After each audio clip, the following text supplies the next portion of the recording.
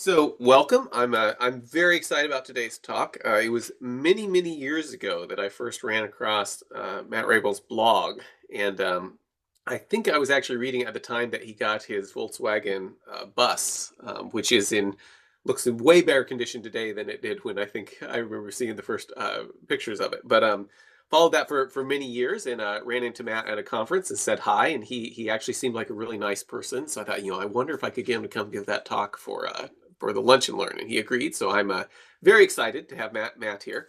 Um, Matt is an expert in all things Java and recently started working at CrowdStrike right after they had all their excitement. So I figure it's like, oh, what are we going to do? We need to get Matt in here if to save the day.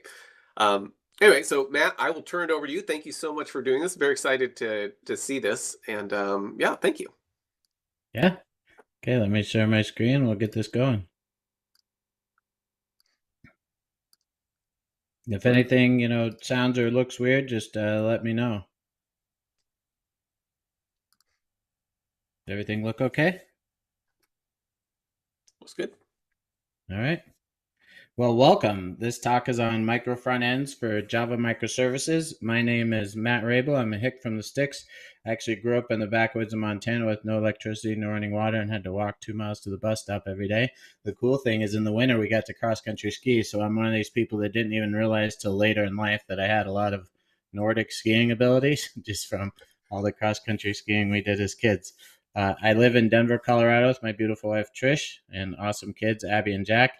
You can tell this picture is a bit dated because Jack is now 6 inches taller than I am. So both of them are in college, and we need a new family picture.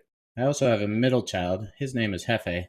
I bought him off eBay in 2004, and took 12 years to make him look like this. And part of the problem was we put a Porsche engine and a Porsche transmission in him and redid the whole undercarriage. So custom suspension everywhere, and you could call them an expensive obsession. So if you have a similar obsession with old classic cars, I'd love to talk to you about it. So today we're going to talk about a brief history of microservices. We'll talk about microservices with Java, microservices with JHipster, an introduction to micro front ends. Then I'll do a live demo and give you some tips on where to go from here. So let's begin with a brief history of microservices. James Lewis and Martin Fowler get a lot of credit for microservices. Those are the guys in the top left and right, respectively, as does Adrian Cockcroft and Joe Walnes. And some of these ideas, even the term microservices, goes way back to like a conference that Microsoft did in 2006. And so it wasn't fully, unknown of as far as the term was concerned, but really it started to gain more traction in 2012. James Lewis presented some of the ideas behind microservices in March 2012 at 33rd Degree in Krakow. And his talk was called Microservices Java the Unix Way. And so basically, he was kind of just espousing the ideas that we know about microservices now, like do one thing and do it well.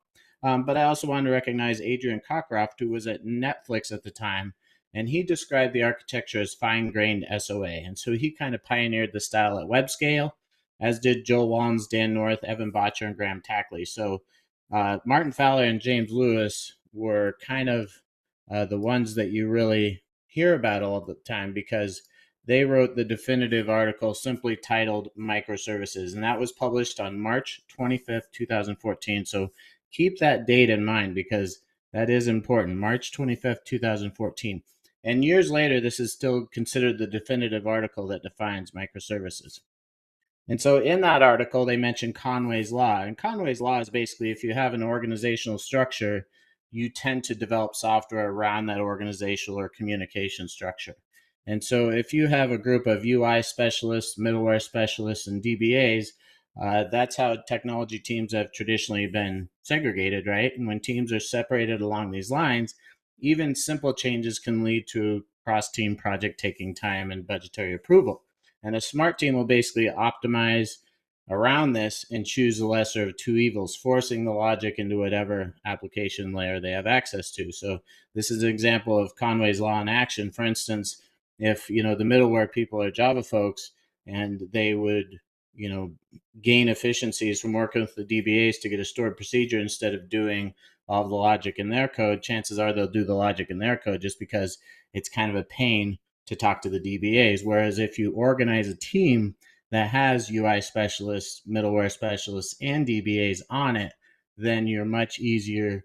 You can adopt microservices much easier and go from all the way from concept to production to monitoring and supporting that application with greater ease.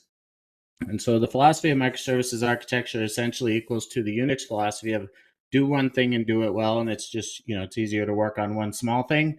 Now, how segregate or separate or, use bounded contexts around the different services, that's up to you.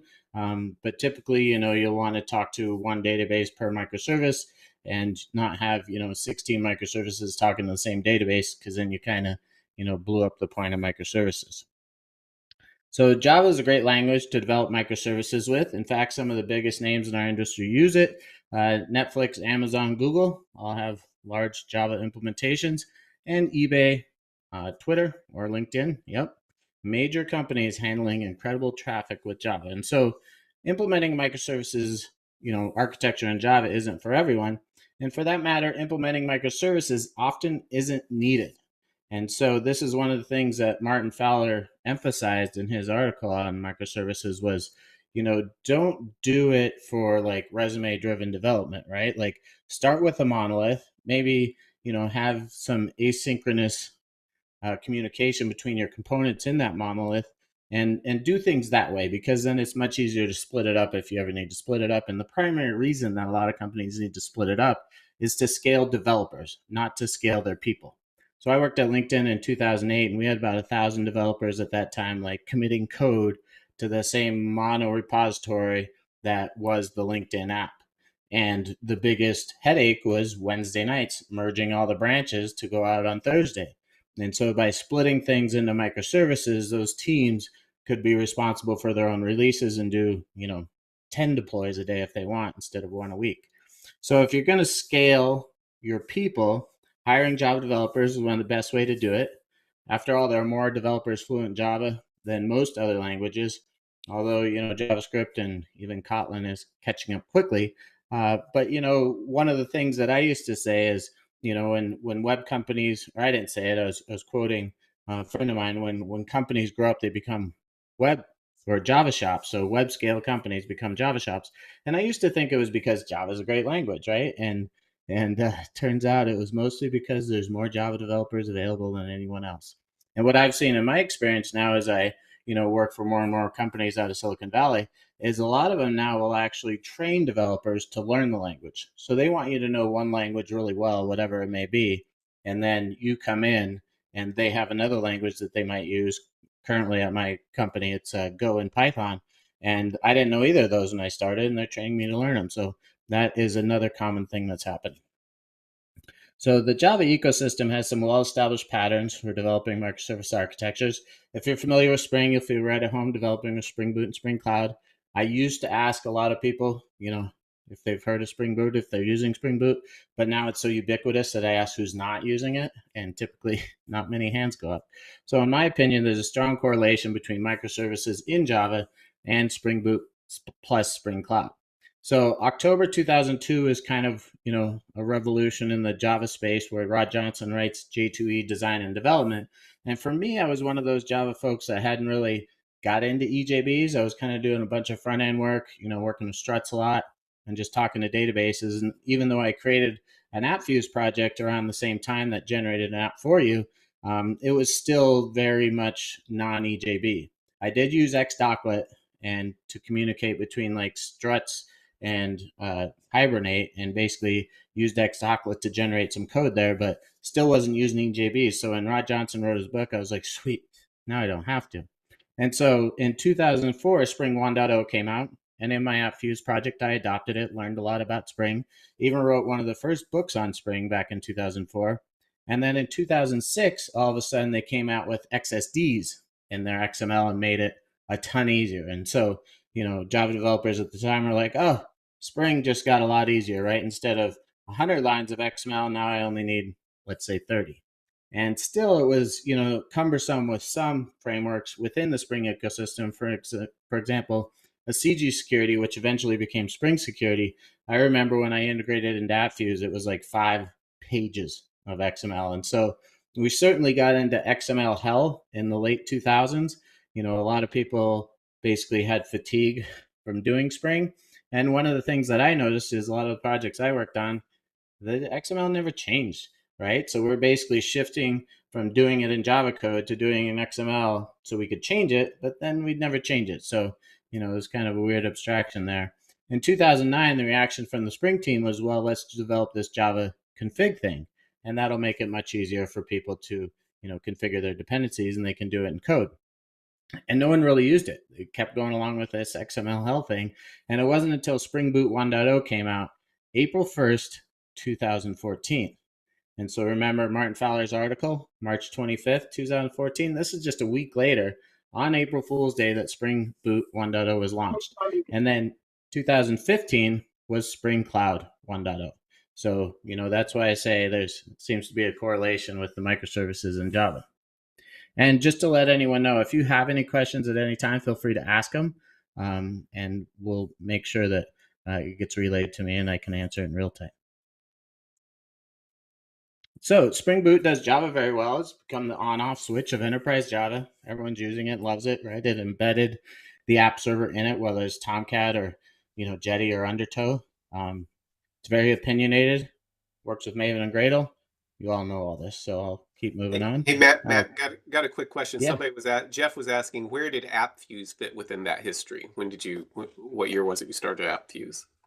So I started it in 2002, and I adopted, never really adopted Spring Boot, right? Because when that started coming about, I basically shut it down. So 2002, 2004 adopted Spring, and then did a bunch of work on it until Spring Boot came out, and then we kind of had the JavaScript evolution. So I was like, if I'm going to work on this, I should integrate Angular, React, and at the time I was like, Jay Hipster does this. Why should I do all the work, right? And so I basically put it in the attic and adopted Jay Hipster as my similar framework. So that was 2014. So it lasted a while. It was fun.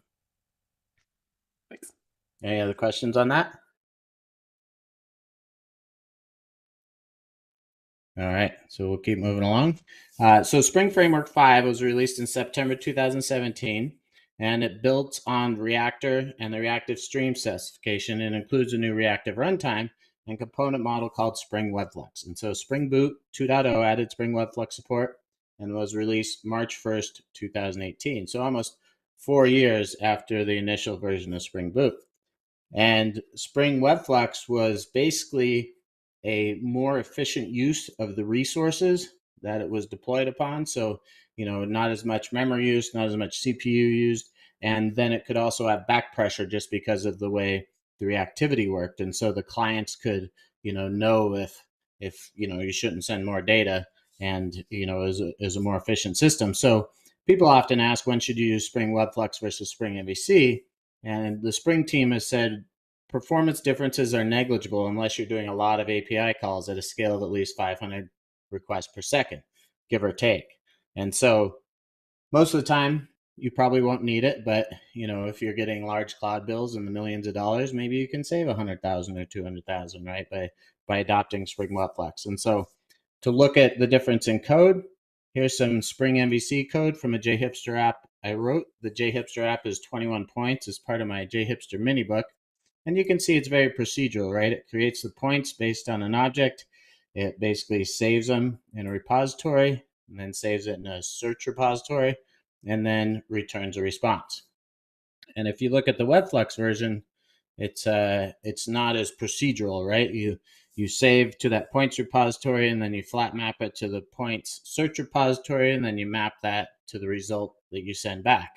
And so there's a big difference in line of code. There's a big difference in how you think about the stuff. MVC is 14 lines of code. WebFlux is 22, so almost 33% more. But obviously, you can move things up and not care about the formatting as much and try to make them similar. But for me, it was very much like a different notion of Java coding that I had to get my head around. And because of the reactive stream specification kind of matches what the Java streams does, I think it's useful to learn with how you do flat mapping and mapping as kind of functional programming. And it can benefit you because if you haven't done it before, then you're learning something new.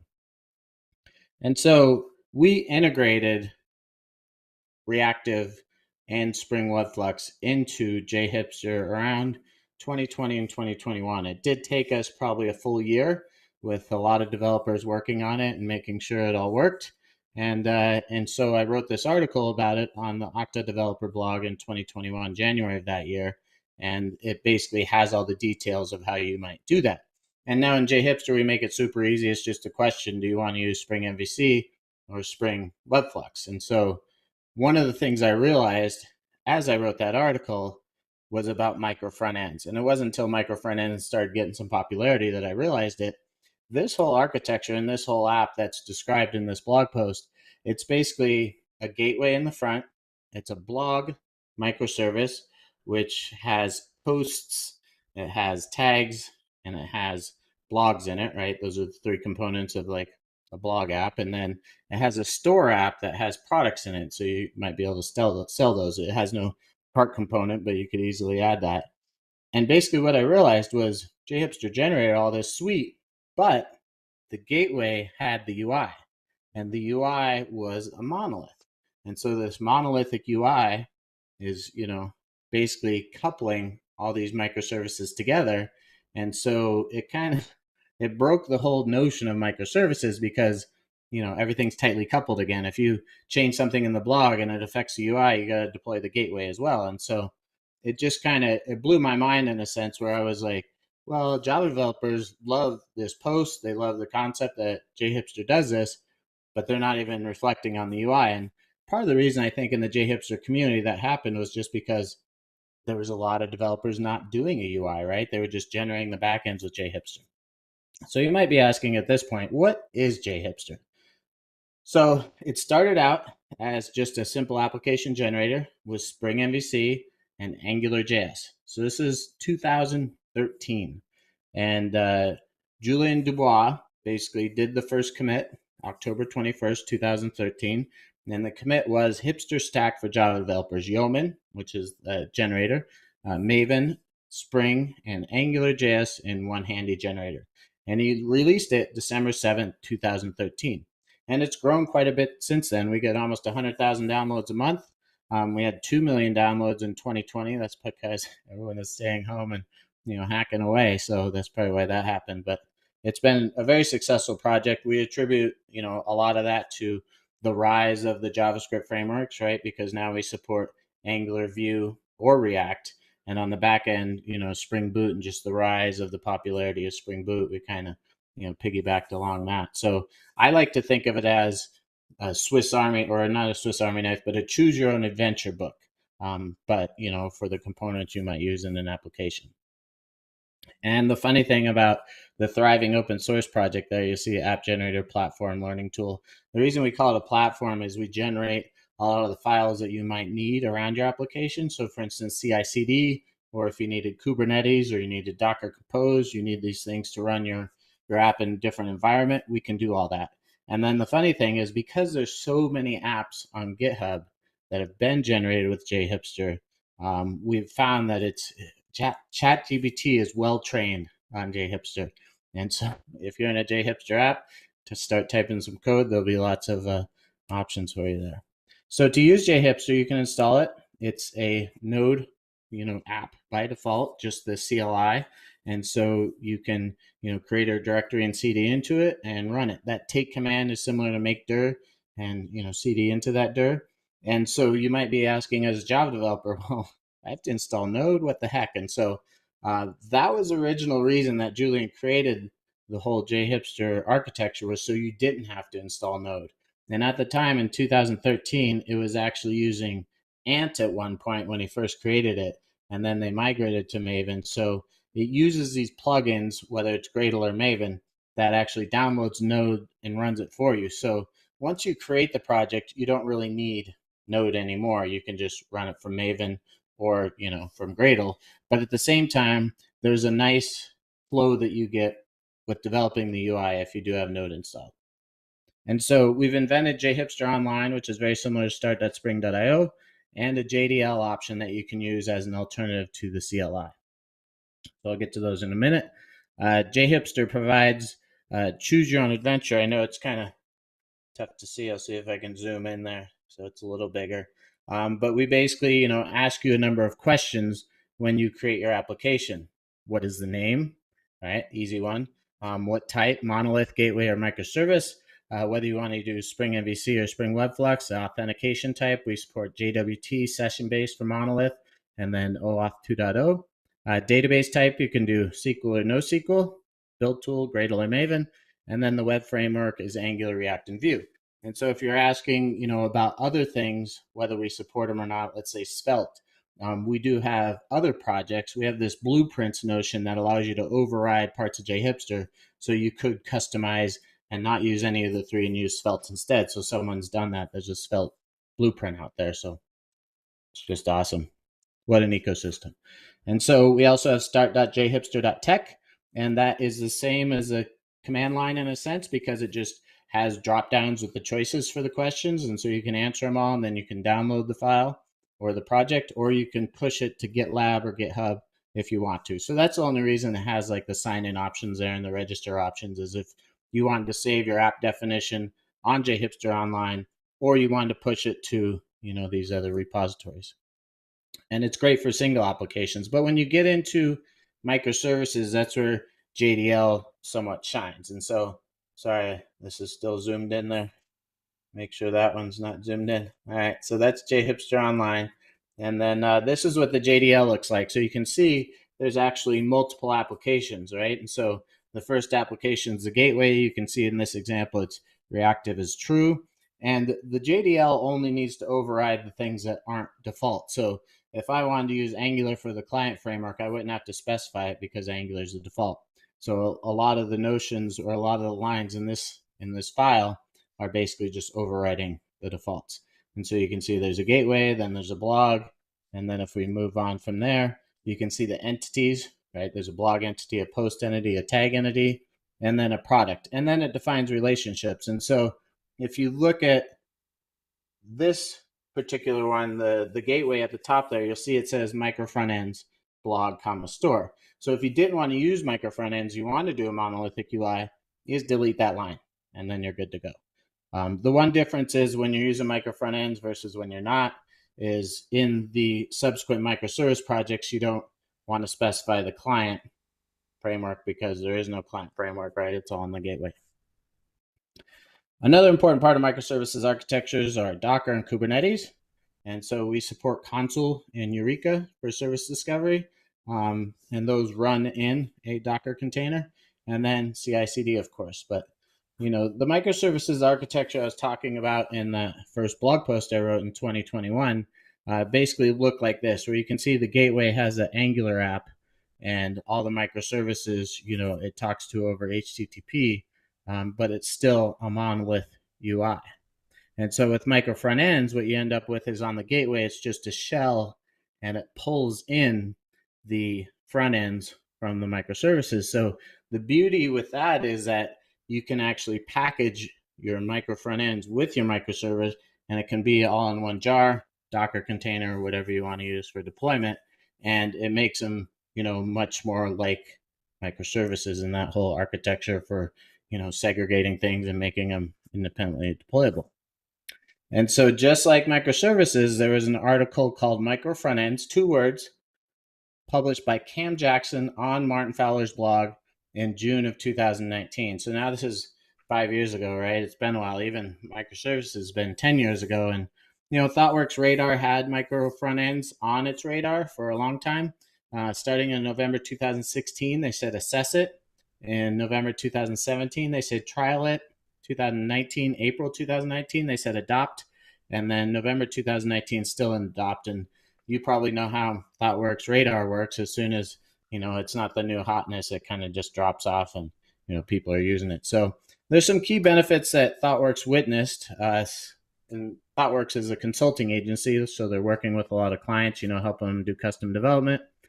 Smaller, more cohesive and maintainable code bases, more scalable organizations with decoupled autonomous teams, and the ability to upgrade, update, or even rewrite parts of the front end in a more incremental fashion than was previously possible. So the reason I think this is interesting is because they mentioned that they had a lot of like Angular JS apps at clients, and the client wanted to move to React, but they didn't want to rewrite the whole app. So they just wrote a portion of it with Angular JS, and that kind of allowed them to do the whole micro front ends thing. So this diagram here is from that article, and you can see here that you'll store, your micro front ends in different repos. You'll build and test them independently, and then for production, you'll basically, conglomerate them together. And the cool thing about micro front ends is you can pop open a browser, look at your developer tools, and see those network requests and kind of see it being all stitched together. And so you might be asking as a Java developer, like, why should you care? So I think micro front ends are a fascinating architectural concept. Microservices kind of weave together everything on the back end with protocols like HTTP and gRPC. And with micro front ends, it's all HTTP. And you can see your app get stitched together, like I mentioned. And I've encountered quite a few monolith UIs in my time as a consultant. And often the back end was beautiful. And, but the front end was like tightly coupled, right? And so there's a good chance that many Java developers don't care about the UIs because they work on the beautiful backends, right? It's not a concern. However, if you consider yourself a Java web developer, which I certainly did in the 2000s, then I think it is almost as revolutionary as HTML5. So you don't have to adopt it, you don't have to use it, but you should be aware of it and that it could be a thing you could use. And so now I'll start with a demo. We'll create some apps with JDL. We'll run apps and their E2E tests. We'll show the developer experience, and then we'll build and run it with Docker. So all the code for this is at Raible, JHipster Micro Front Ends. And the choices we make today will end up in the main branch, and I'll do a release. So now I have to change it from, let's see, I got to share my screens, screen mirroring. And then I got to tweak some things so it's not so small. Let's see here. Displays. There's a poll that should have just opened up for you that you can vote for what you want Matt to use in some of these settings.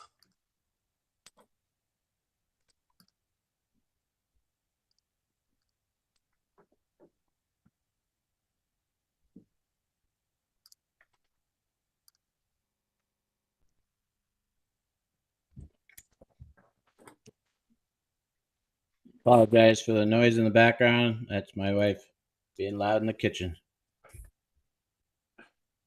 She always gets mad when I'm loud during her presentation. Okay, so here there's a demo.adoc in this repo that kind of shows the prerequisite and says all the steps to do. And this is just so I don't have to memorize everything. So the prerequisites are Java 17. So you can see there we have that installed, and then Node 20, and then Docker Desktop. I have Docker installed here, and JHipster 8. Oh, gotta spell it right. Okay, so 871, that's our latest release. And I've already installed it using this command, npm-i-g generate JHipster.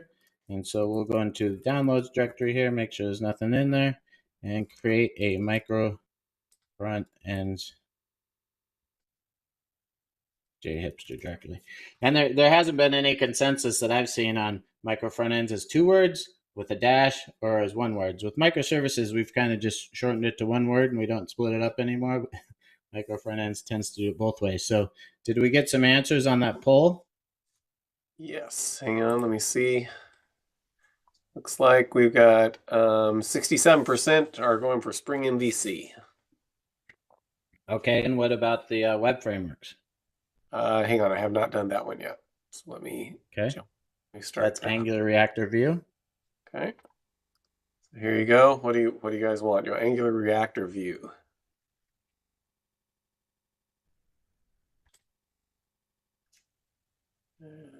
Angular. No one's interested in Vue, but Angular's pulling into the lead. Oh, we're tied. It's like watching a race. Oh, React's pulling. Oh, because somebody went ahead and voted for Vue now. So looks like okay, we're at 50% for React, which puts in the first place. So some more votes coming in. And the great thing about this is if you really wanted to see one of these others, you can download this and run it yourself with whatever combination you want. Right, yep. And then the last question was Maven or Gradle? Let's see. I don't think I got the slide for the Maven or Gradle, but it looks like React is what we want on this one. I'll tell you what, throw in Okay. the chat. Do you guys want to see Maven or Gradle?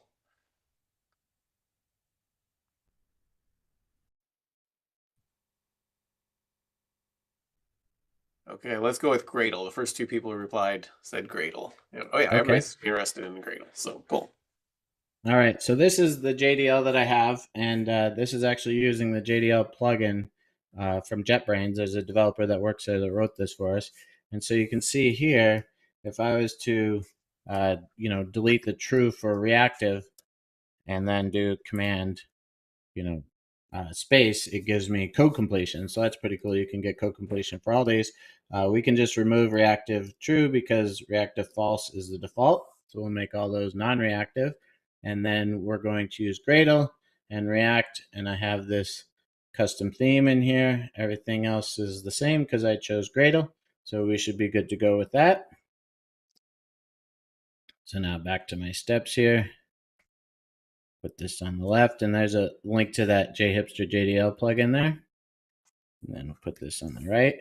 And so I'm going to start with JHipster JDL reactive MF, which is the file we created.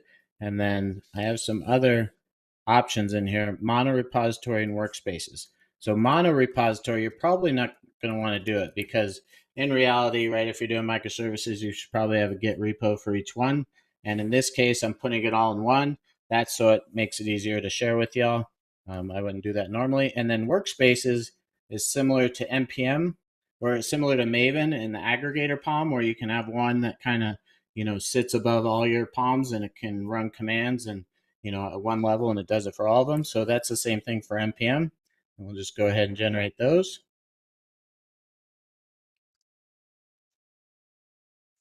And then one of the things that we added recently, was Spring Boot's Docker Compose support.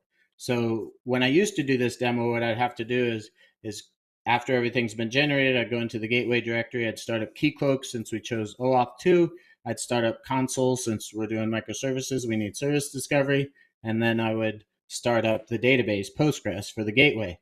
And so, that is something that's not easily memorizable if you're a new developer to JHipster. So Spring Boot added support for Docker Compose, which basically means it will look and see if files exist for Docker Compose. If they do, it fires up those services for you. So we integrated that in 8.7.1 and 8.7.0. It's not there, but it was a new feature, so that's why we felt it didn't need a major version bump, and it works great. So you'll see here when I go into the gateway directory, once this is all done generating, all I have to do is run the Gradle command and it starts all those containers up in the background. So that's pretty sweet. It does take a little while to generate. I found that on screen sharing like this, it can be 4 to 5 minutes. But look, minute and a half. It just seemed like a long time, right? Because we're waiting. So now if I go into the gateway here, well, first let me clear it and then cd into the gateway, and I'll just run that with Gradle W. That's the Gradle wrapper that we have. So you don't have to have Gradle installed if you don't want. So that'll just compile everything, and it does the node setup. So it's downloading node, it's running npm install, and since that was already done, that's why it's pretty fast there.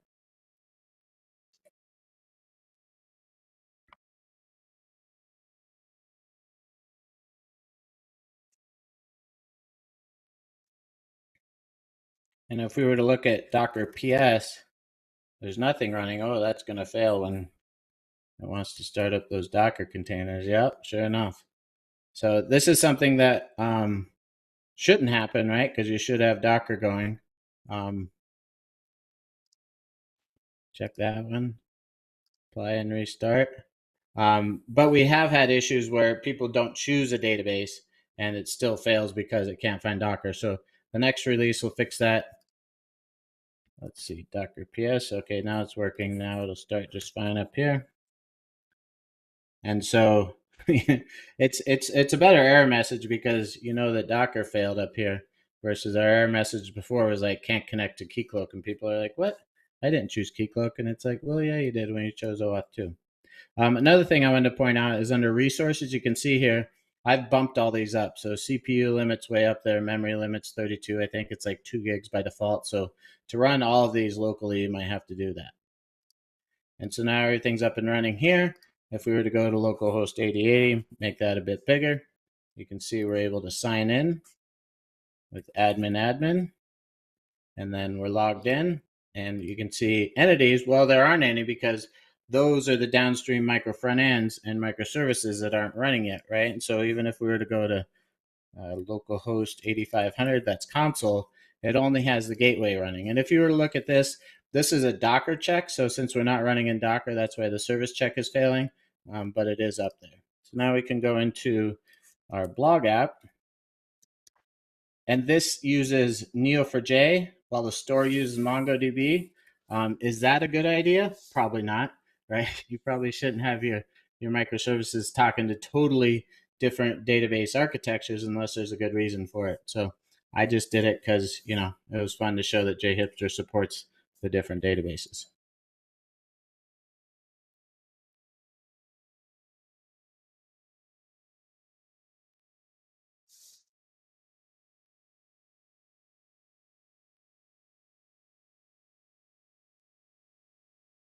So that's taking a little bit to start up. It's funny these days that, compiling our TypeScript takes longer in Java. I never thought, that Java would be the faster compiler, but, there's things happening in the JavaScript ecosystem, especially with RSpec. So we use Webpack right now to do the front building, and Vite is a little faster, but also RSpec is written in Rust, and that could change the whole game where all of a sudden TypeScript is compiled super quickly. So now if we were to look at the gateway, we could look at all services. You see the blog is up there. And then if we were to refresh this one, under entities, you can see that those entities do exist. So this is from the demo I did last week. I can delete that out, create a new one, and then say, like, let's start a Nuggets blog. Right? And the handle is Nuggets, and the user is just the admin there. Now we can save that, and that's all working. So back to our steps. Well, the store, right? We want to start up the store. So that one's going to, nope, it's not going yet. So cd into store and start that one.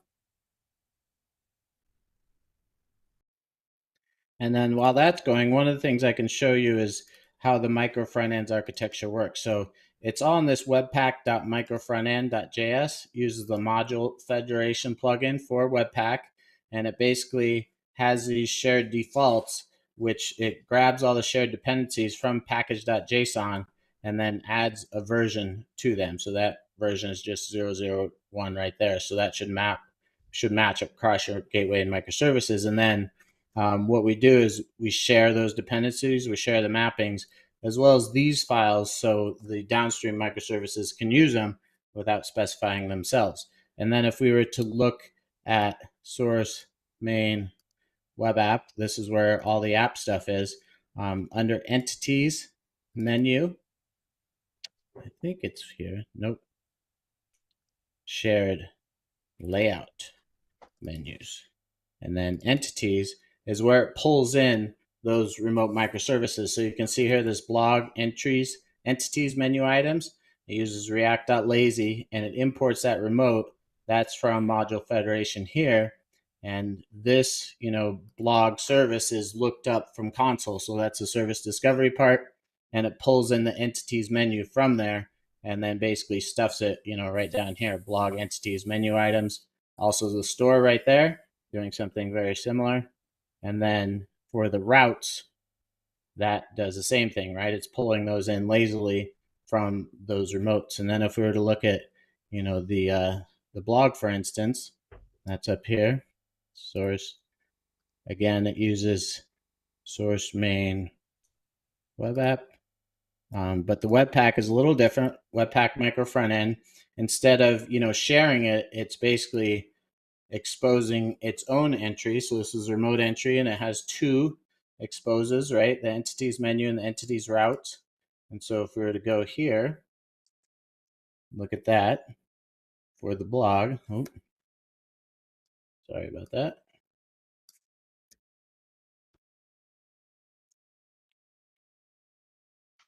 Is that in the gateway? That's in the blog.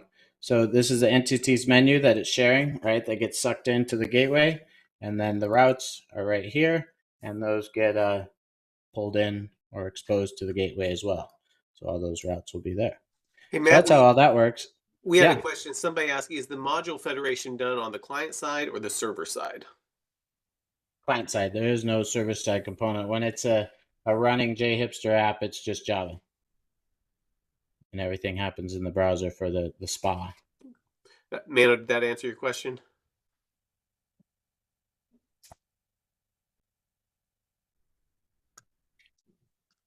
Cool, thanks. So now with this, we see the entities now, right? That we loaded that store up, and there's one in here. Um, with file upload working and all that.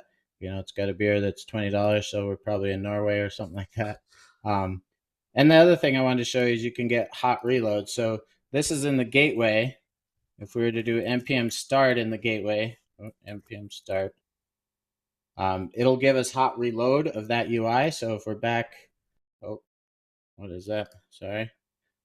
Back to the gateway here.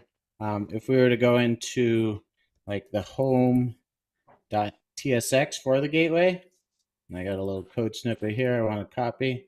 H2 class, hi, I'm a quick edit. We go right below the H1. We add it here, we save it, put this on the right. We're hopefully looking at it on the left. I don't know why. I think this is from probably the theme I'm using. So I did report an issue with Vue last week. And so this is a gateway. Now it has that quick edit change, right? And if I was to delete it, should go away. That darn pop up. Yeah, I don't know. So that's a terrible part of the demo. I'll skip the one where we modify the store. That's going to happen again. So yeah, two failed demos in 1 week. But it's not a failed demo, right? It still works. It's just that hot reload is having some issues. So you can see all the things here. And then this is what I explained with the look under the hood. The micro front ends, the webpack.micro front end, and all that. And then the other cool thing that we have in here is Arch Unit. So if we were to look at this file, you can see it uses Arch Unit to verify the layered architecture. So considering all dependencies, the config layer is defined by config, and then you can specify that config in web can only be accessed by config, service may only be accessed by web, and config and all that. So it's a very nice way of basically testing your architecture or architecture as code. And so now what we can do is build and run as Docker. And so since I'm on Apple Silicon, I'm going to shut everything down here. Cancel those. Control C. I'm on a new keyboard, so I miss the control key every once in a while. And then here. And then we'll de-stop is all the Docker containers I have. And then in the parent directory, we can run npm run, and that'll do it for all of the microservice apps. And so you only have to run it once, and it'll build Docker containers for all of them. Hey And Matt, now we should. got Yep. got another question here while that loads. Mano was asking, how can one add some protection mechanism for remote entry.js so not everyone who has the remote entry.js link just renders the component on their website? Can you say that again? So hey Mano, am I saying that right from your question? You're wanting to make sure that people can't just take the components and embed them on their own website. Is that what you're talking about, the micro front ends? Yeah, But you're asking about the that, remote that's correct. entry.js, being able to get to that. Am I explaining that right? Yeah, that is correct. So the since you mentioned based on the answer earlier, from my earlier question, it's happening on the client side. That means there's a remote entry.js URL that it is using to module federate the component. So how can we add some protection mechanism to this remote entry.js URL so that me being a third party developer doesn't just take your component that you build and embed it on my site? I think the best way to do that is with cores, right? Cross-region resource sharing. You just only allow wherever your client is sitting to actually access, the URL. And so with JHipster, we have that built in. and it should already be using that. So that's probably the best way to do it. Right? You can set that up on your web server, or you can set it up in your JHipster app. Thank you. And so once that's completed, I can go into this Docker Compose and just run Docker Compose up. And you could do -d and it would run as a daemon. So you don't need that here. But one of the things I wanted to make you aware of is because everything's running in Docker, and Docker usually uses logical names to communicate between different containers. It all happens on the back end. It's not a big deal, right? The blog talks to the blog Postgres, and that's never exposed to the user, so it's not a big deal. But with Keycloak, it does redirect to you in a browser. So when you're running it locally, you do have to specify this 127001 Keycloak in your host file. And we haven't found a workaround for that, so that's just how it is right now. So if we go to localhost 8500, you'll see all of those are up and running now. And if we go to localhost 8080, we can sign in and everything's working just like it was before. I don't know why it doesn't load those entities. Oh, you know what? I think there was an issue when we went into the gateway and we ran this command where it didn't actually compile. So I think this is a node front end from my last demo that I did at Dev2Next last week. Let's see here. Yeah, something's failing here. Oh, prettier. It's just a prettier thing. I modified that. Okay, well, we'll run npm run prettier. I think it's format. And so, yeah, because I modified that file, I didn't like it. We'll run it here. We'll stop these. So a lot of times when you deploy or create a Docker container, right, you'll stick it up on Docker Hub and, maybe test it locally, but, that's something to be aware of if you're creating, these different containers with different frameworks that you could hit a situation like I just showed.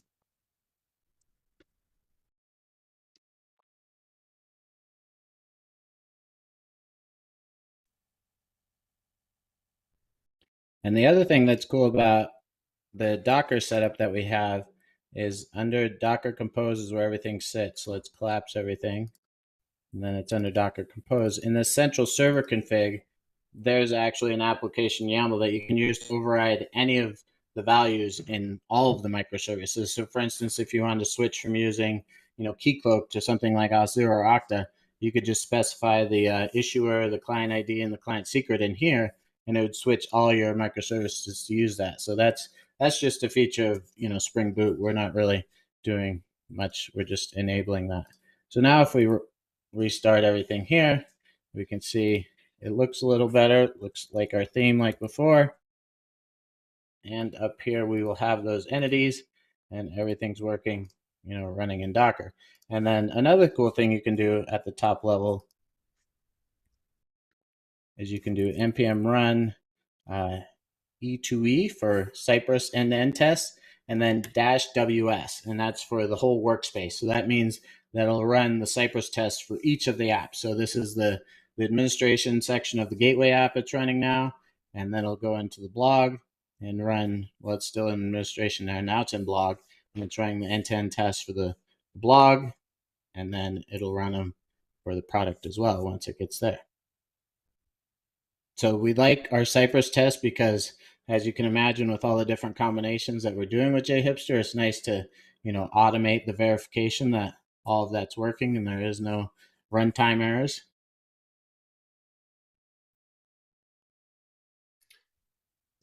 So is it running the same tests regardless of which what selections were made?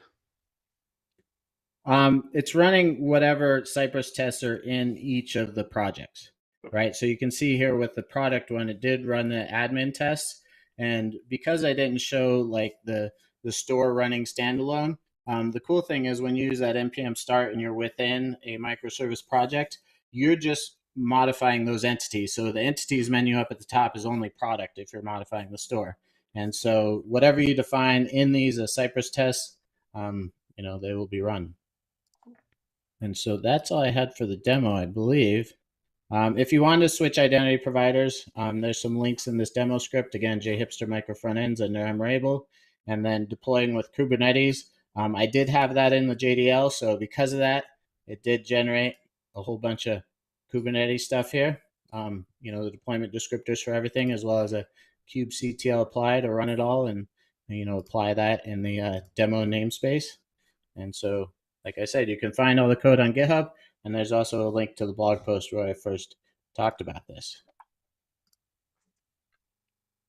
Cool. And I So will let try me, to send those links out, or anything else you'd like people to think would be useful to people. Let me know, and I'll send everybody that came an email to it so they can find everything quickly. okay, great. And so just to wrap up here, like I said, everything I talked about is in this blog post. It kind of goes over more details on how to modify it to use Auth0. We also have we're part of the dev.to community. So at dev.to jhipster, we have a number of blog posts. If you're interested in, microservices with jhipster, we have Kubernetes microservices on Azure with Cosmos DB. So that's an alternative to Mongo. Running microservices on DigitalOcean with Kubernetes.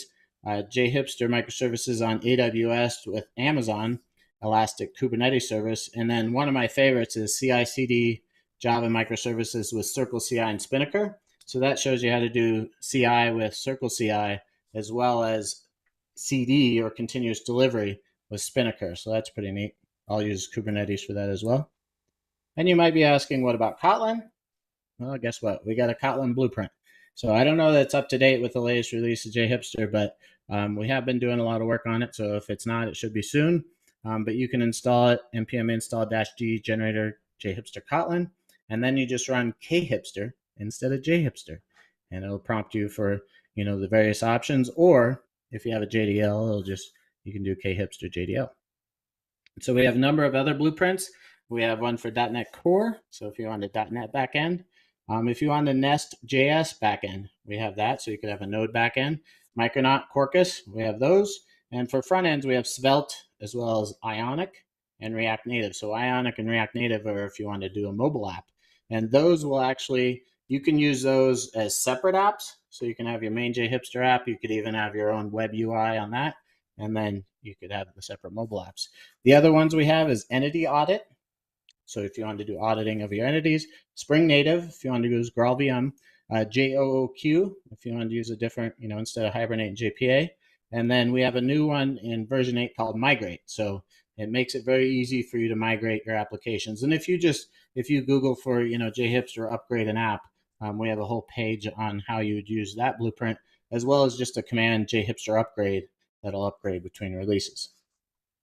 And so one of the things that a bunch of the core committers did on jhipster is start a new project called jhipster Lite, just because they didn't like the whole notion around CRUD and how everything was, around CRUD. And so they wanted to do more of a domain-driven design approach and using hexagonal architecture, protecting the domain model and clearly separating business and infrastructure. So jhipster Lite there, you can find it at that link. It basically is a Spring Boot app that you start up and then you use the UI to select all your different components. So similar to how jhipster allows you to select different components, you can do that with jhipster Lite, but it doesn't do any CRUD generation. So if you're looking for CRUD, jhipster is the place to go. If you want to do, more than that, then, check out jhipster Lite. And so what's next for jhipster? We've been a close follower this year of Spring Boot and Spring Cloud releases. So I'm proud of that because we used to be like 6 months or even a year behind. And so if there's a new Spring Boot release, chances are we're going to do another release in a week or two. More love for GraalVM. So some of that Spring Native blueprint stuff we might actually put in jhipster proper in the Spring Boot generator. So, you can convert it to a GraalVM native image if you want. And then GraphQL is one of those things that I've had on my radar for a few years now. And I kind of go back and forth on, do I want to build it? Because, if you build something, you have to support it. And that's a tough part about all our blueprints is people built them. The Micronaut one was built 3 years ago by the Micronaut guys, and we haven't seen them since. So, when you build something, you want to support it. And not a lot of people are asking for GraphQL. So, even though it's like a cool technology and it would be fun to put into jhipster, if it's a maintenance burden, then I don't want that.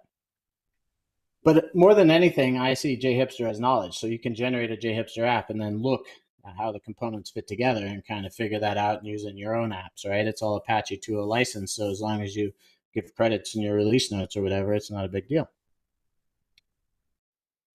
And we love Open Collective. We've been using Open Collective for quite some time, and you can see there we've had almost $400,000 donated to the project, and we've dispersed over 300, and we have a estimated budget of 75 grand a year. So it's awesome because we can actually get bugs fixed quicker, or we can get things done quicker because we pay people to do them, and so people are motivated by money. The JHipster mini book doesn't cover version 8.